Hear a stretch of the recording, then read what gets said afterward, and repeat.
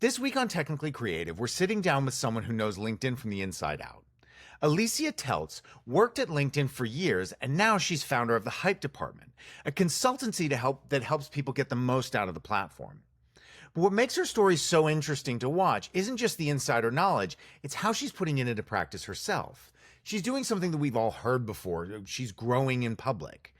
But what that means is very interesting because it's definitely a scary thing to do, to put your goals out there. But it is powerful. When you declare your goals out loud, whether it's hitting a certain follower count or replacing a corporate salary with consulting, which is what Alicia is doing now, suddenly every post you make makes sense to people who are consuming it. Posting more often isn't awkward if people know you're chasing a milestone. Charging for services that you weren't before isn't uncomfortable when you've been transparent that you have a financial goal that you're trying to hit. And although that's scary, it's also the beauty of Alicia's approach. It transforms what could feel cringe into an authentic interaction. And authenticity is the currency on which LinkedIn is built, maybe more so than any other platform, because LinkedIn still feels like the last honest, positive social network left. No fake accounts, no hiding, just a place where people show up with their real names, share ideas, and support each other, hopefully. And that's the environment Alicia is thriving in. And today she shares us how she's doing it and what all of us can learn from building out loud. I learned a lot from this conversation. I think you will too. There are some secrets in here as well that I think you'll enjoy. So anyway, stick around. Thank you so much.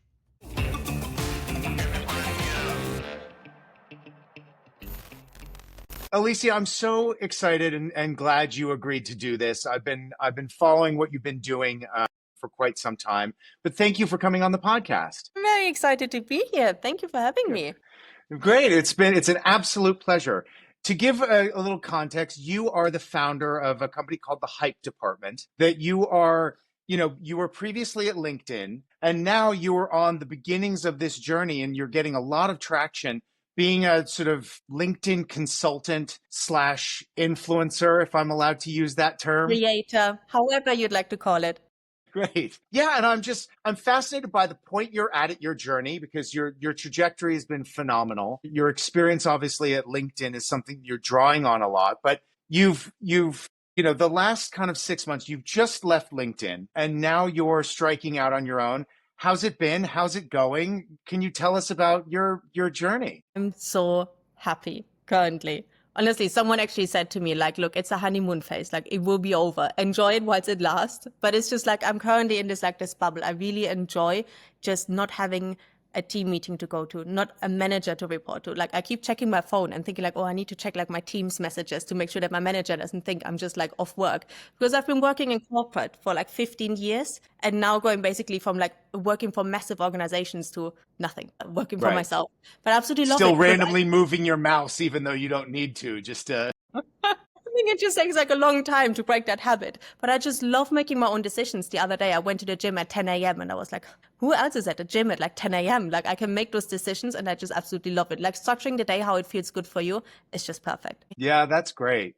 Yeah, I mean, what's been so compelling to watch you, is, I became aware of you, probably about 3-4 months ago, and I sort of watched you transition, and you've been very good about articulating your goals.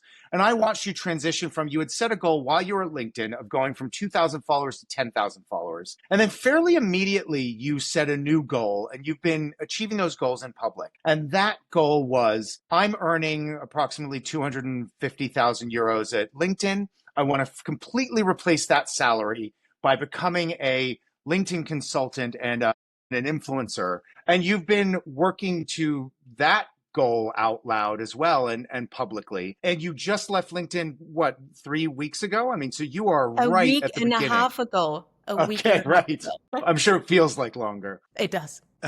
So yeah, and also I love that you said that you followed me for like a few months now, which is so funny because I actually only started showing up on LinkedIn in February, which is like 5 months ago. It's not that long ago. And I started basically from zero, more or less. I had like a few followers, like I had around 2,000 followers, but they were all like accumulated from like a long period of time, very random ones, ex-colleagues, like clients from other companies I worked for, and never really posted on LinkedIn prior to that. But I knew that I always wanted to work for myself. I had no idea what I wanted to do, but I knew it would be so much easier that whatever I'm going to launch is when I'm having an audience. So this is where I thought, okay, it's my birthday at the end of April, and I'm giving myself the gift of freedom, which is basically like quitting and handing in my notice. And this is why I set that goal, that I want to grow the following. And what I was thinking is, when I was working at LinkedIn, I was always telling my clients how important it is to show up on LinkedIn and show who you are and the work that you're doing. Because if you're not talking about it, who else is going to see it? And then I thought, okay, I need to put into practice what I'm preaching. So this is why I made that goal public. And I had no idea whether that goal would actually like work. If it's hard, if it's easy, I had literally no idea. And I had no idea what I need to do. But I thought if you bring people on that journey, that gets people invested. I was just thinking about myself, like that content that I enjoy watching, consuming the most is that content that I can resonate with, that I can see like, oh, someone is actually like doing it like in real time. It's not like they're saying, look at me, I'm amazing and I've achieved all of this. It's actually showing like raw, like authentically, like how you get there. The learnings, the short points, the wins. And this is how you really get people like excited, like in terms of like the storytelling and everything. So when I set that first goal and then I achieved it, I was like, okay, I really would like to have another goal. Like I love this building in public. So then the next goal was actually just saying like my countdown to freedom, which is just like counting down the days until I'm leaving LinkedIn. And then once that happened, the new goal was now a monetary one to replace my salary. And I'm still on it.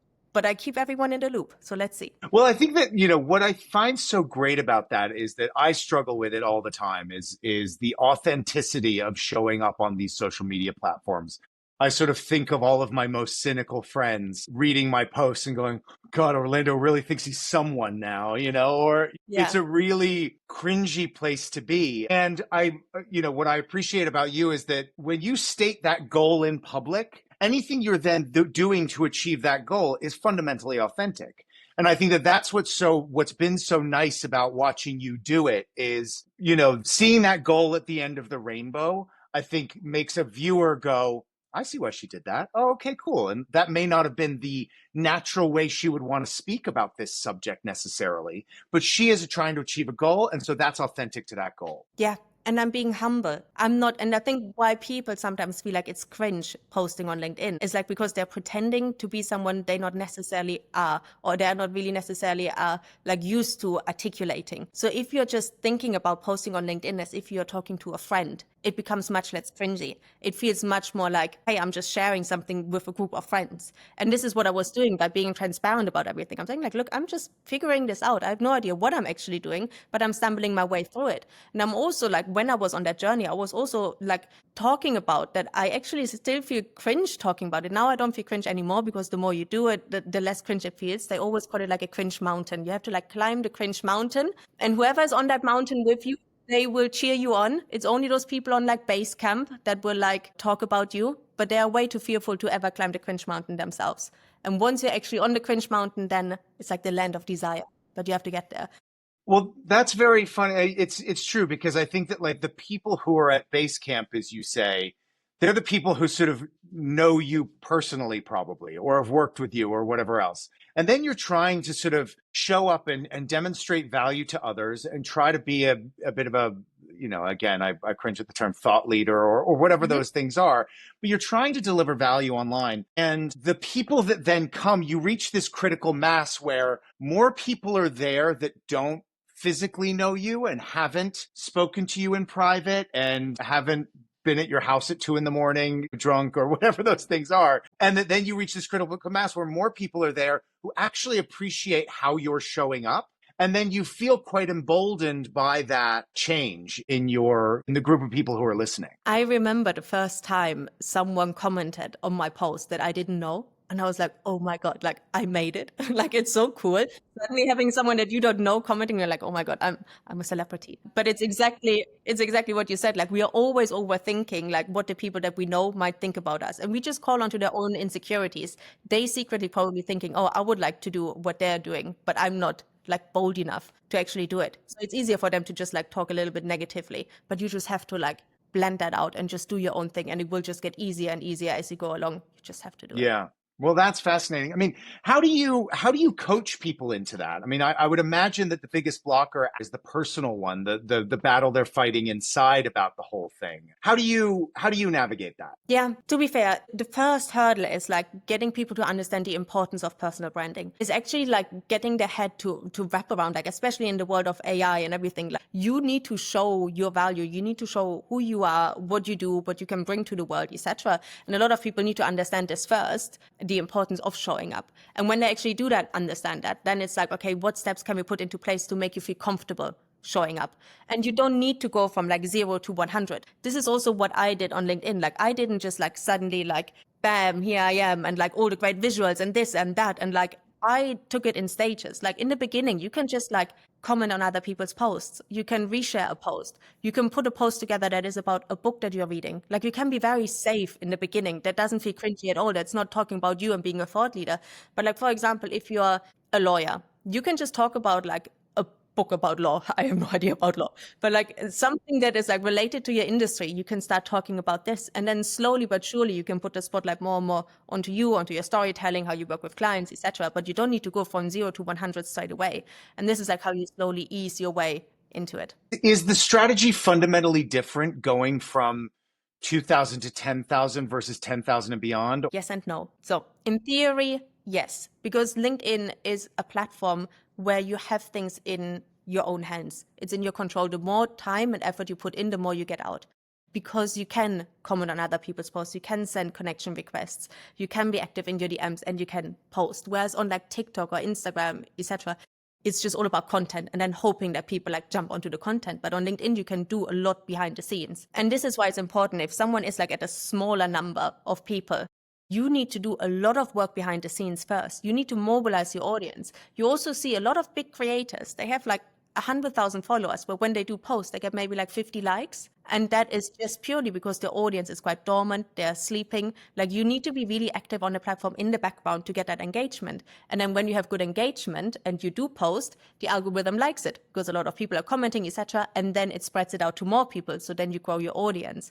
So in the beginning, when you have a small audience, the algorithm is not pushing your content as much. So you need to do a lot behind the scenes to get people onto your profile first, grow your network, and then later on. And for me, that like tip off point was around 5,000, 6,000 followers. That's kind of where whenever I posted just content, it had enough of an effect for me to gain new followers. Whereas in the beginning, I had to do a lot of work behind the scenes. So now as I'm at like a bigger following, I don't send as many connection requests anymore. I don't send as many comments anymore.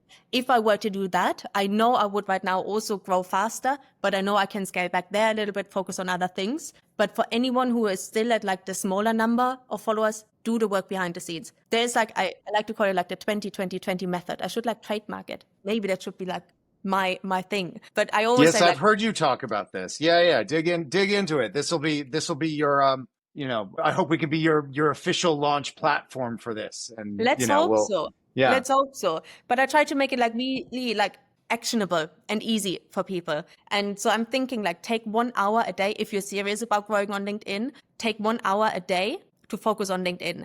And then 20 minutes of that hour is 20 comments. So you comment on 20 other people's posts. Then you send 20 connection requests to other people and 20 minutes in your DMs. That's kind of like your housekeeping per day on LinkedIn to enable you that growth. And then post at least 3 times a week. But if you just consistently do that day after day, give it a month. And I already promise you within a month, you would have had so much like movement that you see like this is working. And then you want to keep going. But all I tell people, just give it a month, follow it, and you will see the results. Because LinkedIn is such a beautiful platform. And I'm not working for LinkedIn anymore. And I'm not getting paid for saying this.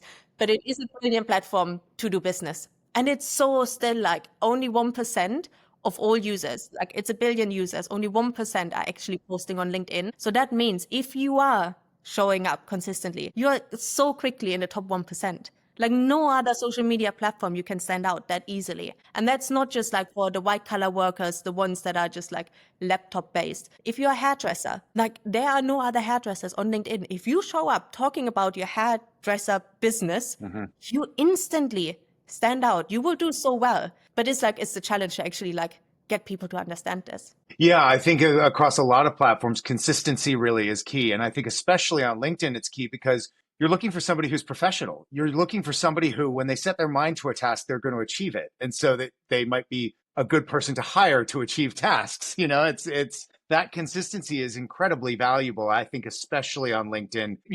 On other platforms, it's about getting the attention of the algorithm. I think on LinkedIn, it's more about proving to the people who might hire you, the people who might want to collaborate with you and those sorts of things, that you are somebody who shows up and does the task in front of them. And I think that that's a secondary benefit that's much more human. Absolutely. People is like, think of LinkedIn like your 24/7 networking event, online networking event. There are so many people out there, and you never know who you stumble across, who could be a business partner, an investor, your future like employer. And oftentimes it's the people that are lurking in the background that see your content that will then slip into your DMs. Like when I launched my first service, the people that bought it, I've never heard of them before. They never commented, they never liked my stuff, they never DM'd me, but they saw my content. And you just never know. And you're a little bit like insecure. You think like, oh, I only get like 10 likes. But actually, if those 10 likes result in one like call, that might already be a success.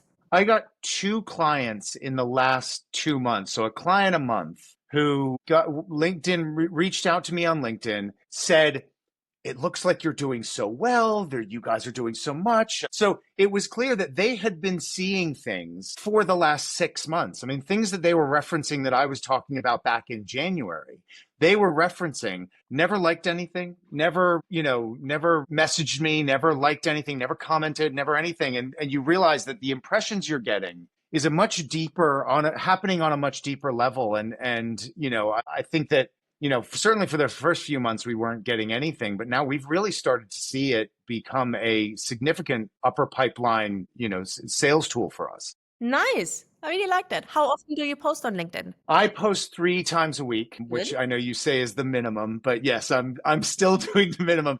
But our company posts, we post for the company 4 times a week, and each of our staff post multiple times, and then we'll repost each other's and things like that. So there's definitely activity going on, and between staff members, blog posts, and things that we update on the website, white papers we do. So and then as well, like business announcements. What is interesting, one of the things that we found is, unfortunately, I find that some of the more personal human things are getting higher impressions. And I do worry that the black arts of it all, obviously LinkedIn is a place where business realities and strategies and as well, wrestling with the human parts of yourself that you have to wrestle with when you're starting a business. As just, in the last week and a half, there's an existential crisis that's always happening when you're starting a business and trying to get it to a place. And you have as Elon Musk said, a distillation of all of the worst problems in your business. And especially when starting, you're constantly wrestling with the nightmare of, will this become something that can support me or not? But yes, I do find that, so yes, there's always a human element to that. But I do find that, posting things that are not businessy get a lot more impressions, and then that trickles through to your next posts. And I do find that a bit semi-disingenuous on the platform. Maybe I'm doing it wrong. I would love maybe your advice. I'm very happy to dive into that. Very happy. Yeah. I also feel very passionate about this. Oh, good. Yeah. So a lot of people say like that LinkedIn is becoming like kind of the new Instagram. Like it's just becoming more like the social media platform where you post like those selfies, etc. So I always think of it like my content, and I'm just saying my content, like basically anyone's content, think about it as like a marketing funnel. And very basic like marketing one-on-one, but we have the top of the funnel that is more like the broader kind of like content that is appealing to the broader masses, which is like about leadership, about like various more like fluffy topics. And this is also more like the personal stuff that you talk about. However, talking about your personal stuff can be very helpful because, again, what we said earlier, like LinkedIn is a platform about people, and people only in sales make business with people they like, human to human. So they need to get to understand you, who you are. If you're only showing up on the platform and you only share like an infographic or just like insights after insights after insights, and nobody knows who you actually are as a person, they will most likely not buy from you. or they are more hesitant, or they're not buying as quickly. You want to show who you are as a person, so you can already attract the type of people that would naturally want to work with you, and you can already like repel those people that wouldn't want to buy from you anyways. And also, so often I see this with people, they show up on LinkedIn in one way or another because they're using AI and it's just like the same tone of voice. And then they show up with one tone of voice in their posts. And then the next time when they're actually on the call with that person, they're like, who are you? Like, you sound so different to like how you show up on LinkedIn. So it is important to show yourself from an algorithm perspective. Pictures that are bright, colorful, where you can see people's eyes, where someone is smiling, where you transmit some sort of energy, they just lock you in. We want to be entertained. And LinkedIn, in the end, is a social media platform. Whilst it has the work angle to it, people, and this is just human behavior, when you scroll on a platform, you want to be some sort of entertained. You want to still get your bit of like dopamine hit. And therefore, when you scroll through your feed and you see a nice picture, and I'm not just saying of a pretty woman, a pretty man, just like a nice, pleasant picture that is just grabbing your attention, you naturally stay on it a little bit longer. And then also when you stay on it longer, the algorithm thinks, oh, it must be worthwhile. Also, it like triggers our emotions if it's a heartfelt post. If you talk about your wedding, for example, that is just something that is just like, oh, that is really nice and I'm really happy for you. So I give you a like. Absolutely. Post that post, talk about yourself, but make sure that it's not just all about your personal stuff. But you need to put some personality into your posts. And I just want to get back to like this marketing funnel, because then we also would love to have like some posts that are more about like, how are you actually working with clients? What exactly is it that you do? How are you solving your clients' pain points, etc.? Or like a call to action where you actually say like, look, I'm running this webinar, sign up. The golden nugget, kind of like the middle that would be perfect, is if you can weave in a personal story with your expertise. So I'm absolutely saying you can post about your wedding and you can also just post about insights, but you can also weave both in. Don't make it as like bland and saying like, this is what getting married taught me about B2B sales. That is terrible. But just like in general, you can talk about like I skated very close to that subject matter this week. I really got close. But yeah, this is kind of what I would say. Just like have a mix in your content, use different like media as well. Like you want to use images because you can just like, you get to know the person more. You see also videos are great. You see how people talk. You just relate to them so much more. You get to know them so much better, but don't overdo it. Right. Well, that brings up an interesting point about, obviously, you know, your background is at LinkedIn. What is it that you know from being within that environment, being so close to the platform? What is it, you know, what insight does that give you into the platform, and sort of what are the kind of, what are the insights that you have from being there and understanding the ethos of the place, and how does that bleed into the platform? Yeah, I would say 2 ways. First of all, for full transparency, nobody knows the algorithm. If someone knows or claims to know the algorithm, they're probably trying to sell you something. So I think not even LinkedIn knows how the algorithm works. It is just like, it's a big mystery, and whatever works today might not work tomorrow. Employees don't know how the algorithm works. So that's not something that we would know. However, what I really understand, and this is, to be fair, this is public information, but it is just something that's really close to me because I did work at LinkedIn, is on the one hand is, how does LinkedIn actually make money? Like, what is actually their focus? Because a lot of people use LinkedIn as like kind of like this, some sort of social media platform, or they use it extensively for like finding a new job or like hiring people. But actually the way how LinkedIn makes money is, it's a B2B software. Like LinkedIn is owned by Microsoft. And the number one revenue stream for LinkedIn is our hiring tool. So it's like a completely separate software that companies, let's just take like Coca-Cola as an example. They would spend money with LinkedIn, millions, on having access to this recruitment platform. They pay millions to post jobs on LinkedIn. So this is like a huge revenue stream. But then also Coca-Cola would do marketing on LinkedIn, like sponsored ads. So that is another like huge revenue stream for LinkedIn. Then there's a third revenue stream, which is called LinkedIn Sales, which is like Sales Navigator licensees. And this is not just like us normal people upgrading our profile with a Sales Navigator license. This is literally like LinkedIn providing hundreds, if not thousands, of licensees to Coca-Cola for a Sales Navigator. So it's like big B2B, like corporate packages. And this is how LinkedIn makes money. So this whole like creator economy, let's say on LinkedIn, where people think like, oh, you're now like a LinkedIn influencer and like you're a thought leader on LinkedIn. This is actually just like, this is tiny. Like the people showing up on LinkedIn and posting on LinkedIn, this is just like more or less for your own benefit, to find clients, to build your network. But it's not that this is a revenue stream for LinkedIn, which also then means like LinkedIn's key focus is not on helping you as a LinkedIn creator to like have like the best tools and the best ways, etc. So LinkedIn's focus is on like B2B. And then that gets also into the next part. And this is not officially confirmed, but we can see this behind the scenes. LinkedIn has a big focus on news. If you think about it, LinkedIn is the only social media platform where you have to show up with your own real name. You have to verify yourself. You have to like verify that it is who you are, either through your employer or through your passport.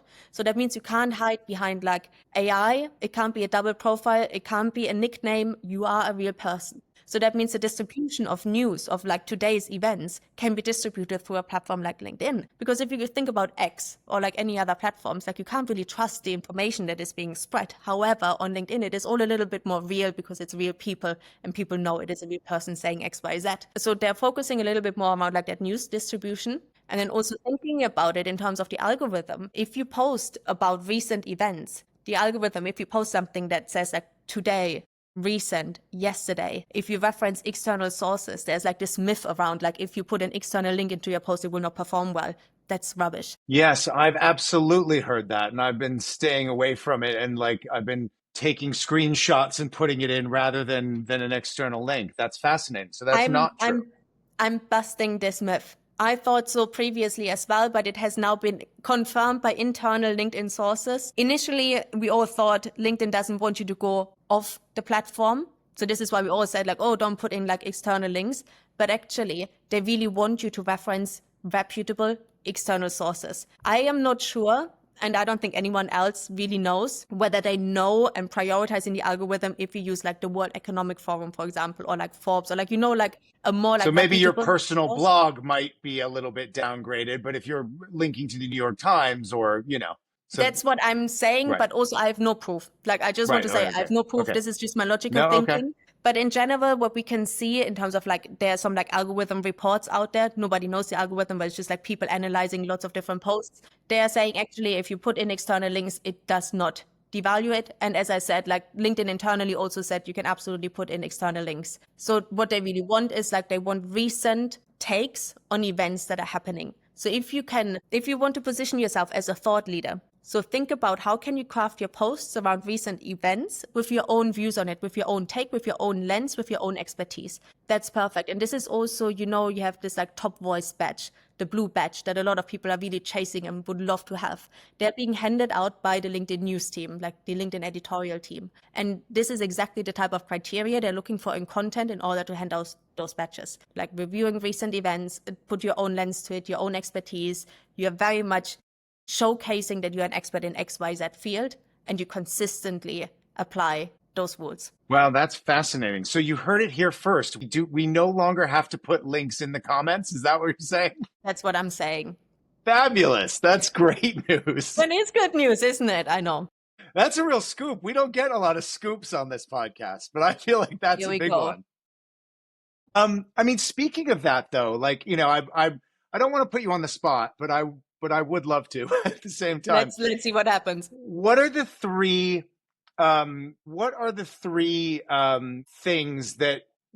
tricks? If there's a sort of dark arts of tricks or principles, what are the three tricks that people can kind of use when they post to give themselves the best opportunity for success? All right. Question, of course, is like, what does success mean? But let's just assume success means like a lot of engagement and a lot of like clients booking in with them. Let's just take this as like success. Number one, engagement in the background. What we said earlier, you need to do the background work. There's something like we call it like warming up your feed, which is basically just before you post, like maybe half an hour or an hour before, do like your 20-20-20 method, like send those connection requests, be active in your DMs, because when you're just spoken to John in your DMs, your post that you are then posting will be shown to John. So you know, when you're on TikTok or like on Instagram and you go onto like the Reels section, it is all just like suggested content to you, like random content. Whereas on LinkedIn, actually on the home feed, most of your content is from your network and not just like a random person. So LinkedIn will prioritize those people that you've recently engaged with, who they're displaying your content to. So it's like warming up your feed. As I said, tip number one is behind the scenes, all those activities, ideally before you post. That really helps with the engagement on the post, and the more engagement you have on the post, the more the algorithm will distribute it. That's tip number one. Tip number 2 is authenticity, is being like yourself, but also when you're yourself, try to think about, and I said it earlier, like how would you speak to a friend? Like how would you just describe something to a friend? If you use emojis on WhatsApp, use emojis on LinkedIn. If you like to speak with like an exclamation mark, put exclamation marks into your post. On LinkedIn, everything currently is so samey, that if you are a little bit bold and a little bit like have your own style and you're a little bit different and a little bit quirky, you instantly stand out. And that is like your superpower. And this is what people find refreshing. And this is what people make them follow you, because you are just, something for sore eyes. And the third one is just consistency. It's so boring. I'm sorry. This is like, No, that's okay. sorry. The last one is like the most boring one, but it is just, you just have to stick with it. It's a slow and steady race, but it's worthwhile. Okay, so to put you on the spot again, what are the 3 things you see people doing, doing incorrectly, or 3 mistakes that you think will most negatively impact people when they're showing up on LinkedIn? And let's presume they're showing up, I suppose. And that is, yes, not showing up would be the first one. But yeah, the first one would be using AI for commenting, for DM outreach, and for your content. It's an absolute no-go. It kills everything. It kills your business. Just don't use AI. You can use AI to brainstorm. I do it. I love to talk to my ChatGPT and I say like, hey, I'm thinking of posting about X, Y, Z. Like, can you give me some ideas? But I write my posts myself. So using AI, absolutely no. And then the second is chasing like those likes and chasing like the virality of a post and getting like really bugged down if your post doesn't perform as well. I have posts where I spend like hours on it, like refining it, crafting it, like really thinking about it, and it flops. And I'm just like, and I'm about to throw the towel, where I just think like, it doesn't work. Just don't let it define your happiness. It's the algorithm. Sometimes it's weird. We don't know what it does sometimes. Don't overthink it. Just like, don't let like the engagement like get carried away. And then that's also the third one in terms of like chasing virality, like just crafting posts in the hope of them going viral. Because in essence, also having a post that goes viral does not necessarily mean that you will have good business. Yes, it looks good. And yes, you will get lots of new followers. However, most likely a post that goes viral is very like this top funnel post that is very appealing to the masses. That means you suddenly gain like lots of followers that might not necessarily be interested in what you have to sell. So you then have a very like broad audience. What you really like to have on LinkedIn is like rather a smaller community with like your ideal customer base than a broad audience that is really like scattered and all over the place. Because again, if you're posting that next time on LinkedIn, LinkedIn doesn't necessarily know like what side, shall I send this to AI experts? Shall I send this to law firms? Shall I send this to like HR leaders? Because we have such a spread and fluffy connection, like network on LinkedIn, the algorithm is very confused. So yes, it looks nice. You have 10,000 likes, but actually it just messes up everything. So don't chase the variety. So niche down. Niche down, don't niche down too much. I know it's always that question, like how niche is too niche? Yeah. But try to niche down. That is the Right. best. Okay. Thank you for that. I appreciate it. I put you on the spot and you really rose to the challenge. So thank you for that. Thank you. I don't usually do that, but also I don't usually take this many notes during these, but I feel like I'm sort of getting so many free, wonderful nuggets that You're learning. That's good. I like that. That makes me very happy. I'm very proud of you. And I will keep an eye on your content as well to see like, are you actually implementing what I'm telling you? Yes, exactly. And I'll get tisk if I keep trying to sort of talk about B2B sales in my personal post about losing weight. I will give you a slap in the hand.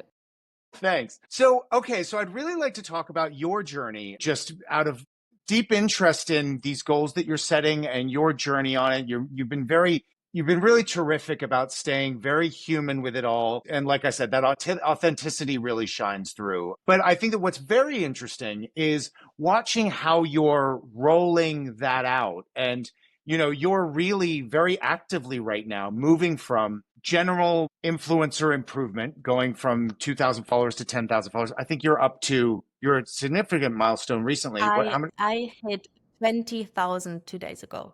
Congratulations. Yeah, I mean, it's very impressive, and it's happened quite fast, but what seemingly organically. But then as well, I've followed along and joined all of your, successive things that you've built. I mean, you've got a WhatsApp group that's now quite a few thousand people strong. You've got your community, you've got a paid community. Watching you kind of roll out these things that are commercial, again, when we were talking earlier about the cringiness of doing the posting, another blocker a lot of people have is the cringiness of, oh God, moving people down the funnel and actually going to the point where you say, this is the moment where I'd like you to pay for what I'm doing if you're seeing value here. So I have a lot of questions. I mean, the first, I think, is how do you strategize what tech and what strategies you're going to use to be your tools for moving people down the funnel to actually becoming paying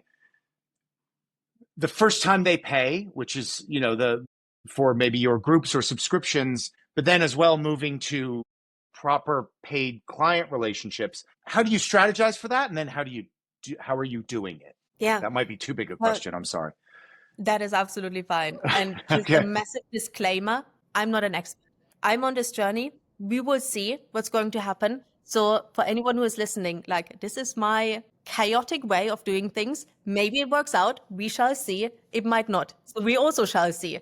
But I am always very intentional and very strategic about what I'm doing. Whilst I have ADHD and I'm very impulsive, in terms of business, I think things through very, very much. And I try to be clever in my approach. So the first time, actually, I have a book club and I'm not monetizing it, but the strategy is the same. What I did in March, I posted and I said, would anyone be interested in joining a book club with me? Would that be helpful? I'm testing the market. I literally put out a post. If nobody would have signed up, fair enough. But actually, this was then the jumping board of now in the book club, we are over 600 women on it. I need to figure out a way how to monetize it. But currently, I actually really enjoy having it as kind of my charity project. So then I was thinking about kind of the same thing with the WhatsApp group. So now that I've left LinkedIn, I do need to make money. And I'm actually saying this out loud. And this is why I'm bringing people onto that journey. Because when you bring people onto the journey, you can talk about these things. And I think the more open and humble and transparent you are about it, people want to vouch for you and people understand your reasoning behind why you're doing certain things. It doesn't feel like you're ripping them off and suddenly, oh, she's suddenly charging. I always like to be transparent. I always like to explain what's the reasoning behind I'm doing something and what's my thinking. So with the WhatsApp group it's basically kind of like my email newsletter. I was thinking, LinkedIn, the algorithm is always in the way between me and my audience because I cannot control the algorithm. I cannot control who is actually seeing my content. And therefore, a lot of people always say, subscribe to my newsletter, etc. I hate newsletters. I hate receiving newsletters and I hate writing newsletters. So that is just a no for me. I know it would make sense business-wise, but I always want to keep that personal angle to it. Therefore, I thought, if I set up a WhatsApp group, I can use this as kind of my marketing channel. Basically said, guys, opening up a WhatsApp group. Let's see if you want to join. I'm sharing LinkedIn tips and tricks. Now, huge community. I've set it up in a one-way system where only I can talk. And this is kind of my marketing channel. This is kind of my email newsletter. I'm providing value. I'm sharing daily LinkedIn tips and tricks. I'm including my audience by allowing them to fill in a Google form with their question. So I'm working with them. That's what I always say, build a community where you can learn from them what it actually is that they need help with. In that Google form, I'm asking them as well, submit your question. But also the second question is, if I were to provide services in the future, what would you sign up to? So I instantly, I had hundreds of people filling in their Google form, but instantly I also knew X amount of people want to have a webinar, X amount of people want me to ghostwrite for them, X amount of people want one-on-one services. I haven't even launched that yet, but I already know what the demand is. I'm just testing the market. And then also with the WhatsApp channel is I drop a video here and there. I send a voice message. I stay very personal. It is much harder to ignore me, first of all, on WhatsApp rather than on email. I can't land in someone's spam folder. Yes, I might skip through the message, but it's much easier to just listen to a quick snippet or a quick message rather than a long email. So this is kind of my channel. And then also I'm building in public. So again, I will say to my audience, actually, I'm thinking about launching a webinar about this. Would you join that? Would you not? What would you want to have covered? So I'm building with them. And then by the time it launches, I can say hey, actually, I've now figured it out. I'm going this, and this. If you want to join, here's the link. So it feels all just way more organically. And this is also how I then set up the paid for WhatsApp group, because then I wanted to build that anticipation of oh, She actually is very knowledgeable. She can share like a lot of LinkedIn tips and tricks, but I want to ask more questions. And my questions, I only drip feed them one question a day. And I have hundreds of questions. So if you want your question answered quicker, Yeah, I find that very helpful because also you post the question you're about to answer in the voice note. And so what I find very useful about that is I know whether this question is going to be relevant to me or not. And so some days I listen to your voice note, some days I don't, but I have that there. I can read, I can peruse, I can go, well, today's not for me. And then as well, the voice note isn't a bunch of text, constantly scrolling through, trying to assess whether this is going to be relevant for me or not. I've got the question. I then got a voice note I can either dip into or not. I find that a really, really useful, and I haven't seen anybody else do it that way.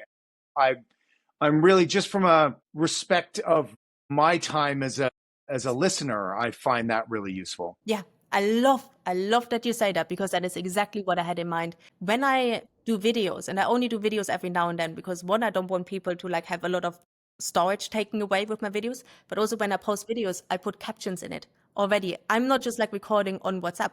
I'm actually recording on CapCut, and I take the effort to put in captions so that it's easy for people to watch the video. I do the voice messages because people can listen on it on double speed. Like, I'm thinking so much about this because I just try to think, how does the end user want to consume that content? And I want to make it as perfect for them as possible. And I love that you recognize this. Thank you. Well, it's easy to. I mean, it's a real feature for me. What other tools are you scoping out or looking at as potential things that you might bring into your ecosystem to grow from where you're at? Very good question, because I also don't have the answer yet. But I'm currently reading a book which is brilliant. It's called 10x is easier than 2x, which is all about like how can you scale? Because that's the thing. A lot of people that have like their like small business or like their Coach Karen, they're just like this small like kind of solopreneur. How can you actually do it all and scale it? Because you only have 24 hours in a day. And this is what I struggle with the most. So how can I like exponentially grow? So I'm thinking about like, how can I scale? How can I move away from more of like the one-on-one client stuff that is currently easy for me to bring in and to convert, and it's quick money, to scaling it and have a bit more passive income. So I'm thinking of maybe setting up like an online workshop that is recorded, where I just like do the work once, and then people can do it at their own time. I might do like a weekly Q&A or something. Maybe I go onto another social media platform. For example, if I were to go onto TikTok talking about how great LinkedIn is, I could use TikTok as kind of like my audience that I will then bring to LinkedIn to then convert into paying customers on LinkedIn. So I would not sell them on TikTok, hey, join my webinar. I would tell on TikTok, you need to go onto LinkedIn. They will follow me on LinkedIn. And then, so those are kind of like the ways where I'm thinking, okay, I might need to go onto other platforms. I would love to do a podcast, by the way. You're inspiring me. So maybe doing a podcast in the future, or writing I a think book. it's a great idea. I think you'd be very good at it. Yeah. So, I mean, what does it take? What is the biggest challenge moving people down that funnel? Going from maybe a small subscriber to a larger client, let's say a sort of a more considerable monthly recurring revenue client. Are you also doing the reach out and sales portion of it, or are you really using this strategy to gather people from a marketing perspective and then targeting them with sales further down the funnel? Or are you also reaching out in terms of sales for the consulting business? Question. I worked in B2B sales for 15 years in my corporate career. So I always done outreach, kind of like cold calling, but I always actually used LinkedIn to like drop into like people's DMs and selling that way. So I know how to do it.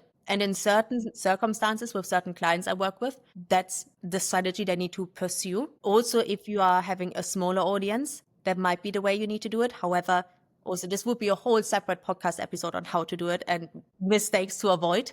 For me personally, I don't do proactive outreach. I am more than happy to do it, and I will go down that line if I need to. But right now, because I already have a very strong brand, I have enough business coming to me. And this is what I want to encourage everyone to get to. I want everyone's personal profile to be this well-oiled machine that you just need to put out content, that you don't need to send a connection request anymore, that you don't need to do the connections, the commenting, and that you don't need to reach out to people in DMs. You want business coming to you. And luckily, currently, I have the momentum that this is happening. And I mean, obviously, I'm being strategic about it with like the WhatsApp group, etc. I'm still having to sell. It's not that everyone knocks on my door and says like, here's a grant, please take it. but I don't need to do this one-on-one approach and say like, hey, please subscribe to my WhatsApp channel.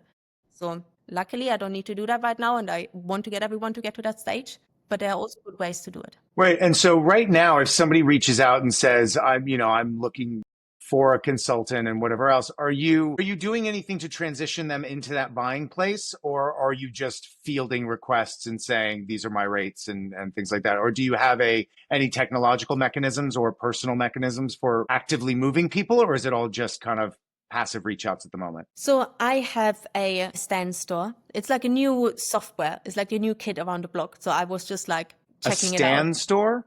Stand store. Yeah. It's actually brilliant. It is brilliant. What is it? Tell me. Again, I'm So to it's start taking literally notes. like a Shopify, like kind of like your marketplace, but for digital products. So it's like perfectly set up for creators. So you can upload digital products. So what I have uploaded is like a link to my free WhatsApp group, a link to my paid WhatsApp group, a link to book in a one-on-one call with me that will be paid for like straight away. And I have a link to like my looms. So those are like kind of like the services I currently offer. So when someone slips into my DMs, I most of the time just direct them to my stand store and show them like, these are my services. And then they just book whatever it is suitable for them. Yeah, that's currently how I do it. Luckily, like, yeah, the bigger clients, I just recently signed up a professional basketball player, which is really cool, like really fancy stuff. And they have already like introduced me to someone else. So it's just like this word of mouth that just like, in this case, I say actually like, let your work speak for itself. Normally I say like, don't ever say this because we want you to post on LinkedIn, but it's just really nice, do really good work, and word of mouth will just happen. Wow, that's amazing. Well, thanks. That's an incredible background into how that works, and I'm so thrilled for you that that's all working really well. And it's your journey is incredibly impressive. Are there any other things that you want to kind of let people know who are coming to you, sort of how important it is? I mean, obviously there are so many other platforms. I think you made a very strong case for LinkedIn. I also recognize that LinkedIn is also one of the places you're not likely to see a lot of negativity. And I think that one of the reasons that I really appreciate LinkedIn as a platform to communicate on is because people are, as you say, verified and associated with their company and their professional, relationship to their careers. You don't see a lot of heavily politicized views. It seems to be a sort of a bit of a respite for things like that. But are you, in terms of other platforms and how you engage, you mentioned TikTok, what's the most sensible way that people can improve their businesses outside of LinkedIn? And are there other platforms that they're using for that effective? They always say like LinkedIn is the salad in their social media diet, which I think is so true, isn't it? Like LinkedIn is a nice place. I did post my first video on TikTok and I only got 2 comments and both comments were negative. They were not like negative, but they were just like so stupid. Were just sort of like, what am I even doing on this platform? But honestly, I think LinkedIn, and I am so biased because I used to work for LinkedIn and I currently am a creator on LinkedIn and it works really well for me. So I still wholeheartedly think that for any sort of business you are in, honestly, no matter what business, and I hate when people have their victim mindset saying like, that wouldn't work for me. LinkedIn is, in my eyes, the best place because people are already scrolling on LinkedIn with that buyer mindset. They already are like on LinkedIn, kind of like ready to be educated, ready to like up level themselves and not just like, oh, I just like doom scroll. So they're already in the right mindset for someone to sell their businesses. I don't know about any other platforms. I'm not an expert. So I'm just stumbling my way through there. But I think it's just like in general, what I would love for people to take away, if anyone is listening to this and they hear this story and they hear me talking about like, oh, now I have all the sales coming to me and I have 20,000 followers. I don't want anyone to think like, oh, that's just because she worked at LinkedIn, or like, oh, that's just because she's a pretty like blonde girl, because that's just like that typical like victim mindset. And I hear this so often. And yes, I might have had it like a tiny bit easier working for LinkedIn, but only because when you send connection requests, maybe my connection requests were accepted with a little higher rate than for other people because people saw I work for LinkedIn.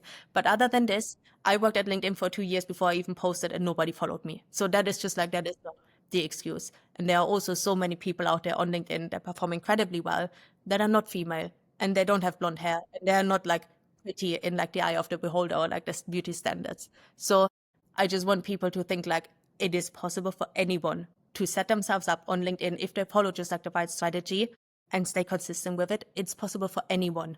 They just need to know how to show up authentically, bring people on a journey, be humble, know how to sell, and it will work for them. So that was just like really important That for was me. fantastic. Okay, so I have one question that I ask everybody, and it's, I had a boss named Dan Wyden who is a legend in the advertising world.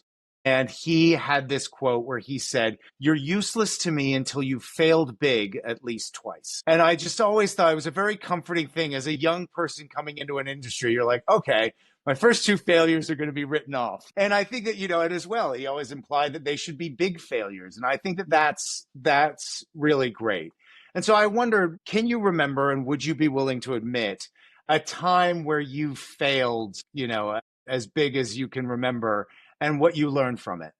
I need to think about this. But I actually, whilst I'm thinking about this, I just recently posted about this as well, because Oh, really? you learn from your failures so much more than from your successes. So actually you want to fail as quickly as you can and as much as you can, because then you will succeed more and more and more. And I'm always someone, like whenever there is a failure, and look, we are all humans, whenever there is a failure, you are gutted. You are reflecting on yourself. You think like, what have I done wrong? You always think like, well, I'm a failure, etc. But like the more failures you happen and the more you realize actually you're still alive, you can still turn things around. These are the lessons, etc. The more and more you fail in the future, the more you're like, actually, I'm quite glad this happened, because now we can shift gears and now we know what we need to change. So the more you can fail, the better. And I think in terms of like my biggest failures, I can't think of one on the spot, but I know, especially in my corporate career, like in terms of like sales and like how I approach sales, I was always someone who was very, very like challenging the status quo. And I think I have challenged maybe the status quo a little bit too much. Or maybe they were just not happy to hear it from someone just saying, actually, I disagree. And therefore I am free now and I can make my own decisions. I'm very happy about that. Yeah. Well, sales is such a volume game, isn't it? I mean, sales presumes such a heavy amount of failure, that you Rejection. realize, yeah, failure and rejection are just the biggest part of sales. And the people who are most successful at it are the people who can just take the most of it. It's that old Rocky quote, winning isn't about how hard you can hit. It's about how hard you can get hit and keep moving forward. I love that. I haven't Yeah. watched Rocky. Maybe Uh, I do that tonight. I heard it's well, a great film. I mean, first of all, you absolutely should watch it because it's fantastic. But that's one of those speeches you can just pull up on YouTube, and it's from, I think, the movie Rocky Balboa. I think the fifth one in the franchise, or sixth one, and it's just a great speech. Just watching Sylvester Stallone do it is. I love that. But also, as I just said, like, yes, allow yourself to be bucked down, but not for too long. You have to get up again. Honor your feelings, honor to be sad for a while, but not too long. And then just fucking get going. Sorry for swearing. No, you can swear all you want on this podcast. I'm swearing on LinkedIn. So I'm actually quite scared that I might get like blocked at some point. But Again, hey, I'll write that down. We're allowed to do that? I didn't know we were allowed to do that. You have to put like, no, I'm not encouraging anyone to like, don't blame me when you're being respected. Okay. But it's all about authenticity. So show up as your true self. So if you're swearing in private life, swear on LinkedIn, but be careful. Okay. That's maybe the best advice of this whole episode. But don't blame me. No, I won't. Alicia, thank you so much for, it's been great to meet you and to kind of chat with you online. It's great. This is the first time we're meeting, but I've really been fascinated by your journey. I'm excited to keep watching it from here. And just thank you for doing this. It's so very kind of you, and I've learned plenty. Thank you. I mean, it's always lovely to talk about yourself. So thank you for having me, for allowing me to talk about myself. No, but I'm really passionate about this also. Thank you for giving me that platform. It's an absolute pleasure. And I mean, honestly, the amount of things we're going to pull out here and post on socials, it's a real lesson. You must do a podcast. I mean, otherwise we'll be putting out all your wonderful ideas for free. And,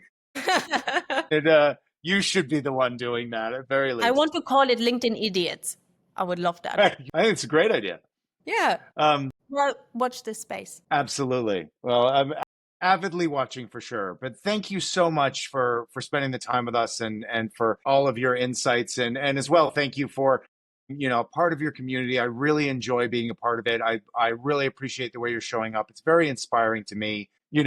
I'm certainly not doing it as effectively as you, but I'm definitely trying. And I really appreciate you being a fantastic role model in that way. It was so nice what you just said. Thank you. That makes me really happy. Oh, well, wonderful. Well, thank you so much. And, I can't wait to see what you're going to do next. Thank you, Orlando. You're welcome.